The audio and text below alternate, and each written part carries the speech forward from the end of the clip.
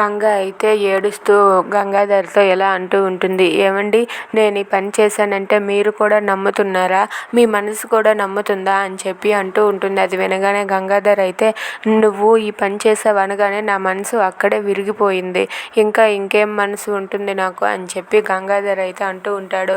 ఏమండి అది కాదండి, నేను తప్పు చేయలేదండి, నేనెందుకండి అలా చేస్తాను అని చెప్పి ఉంటుంది గంగ. దాంతో చెంగయ్య అయితే ఇలా అంటూ ఉంటాడు, రేయ్ గంగాధర్, ఇంకా తనతో నీకు మాటలేంట్రా, నీకు అమ్మ కావాలా నీ భార్య కావాలా, నీ భార్య కావాలంటే నువ్వు తనతో పాటు ఇక్కడి నుండి వెళ్ళిపో, అదే అమ్మే కావాలనుకుంటే అటు పద అని చెప్పి చెంగయ్య అయితే గట్టిగా అరుస్తూ ఉంటాడు. దాంతో గంగ అయితే ఒక్కసారిగా షాక్ అయిపోతుంది.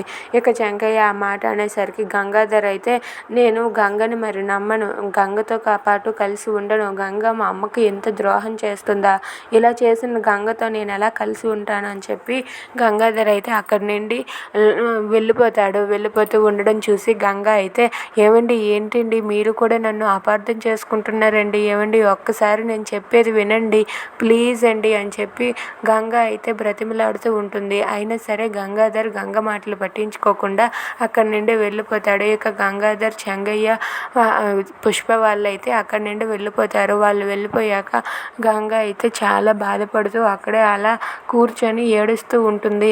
నాకే ఎందుకు ఇలా జరిగింది అని చెప్పి గంగ అయితే చాలా బాధపడుతూ ఉంటుంది. If you like this video please like, share and subscribe.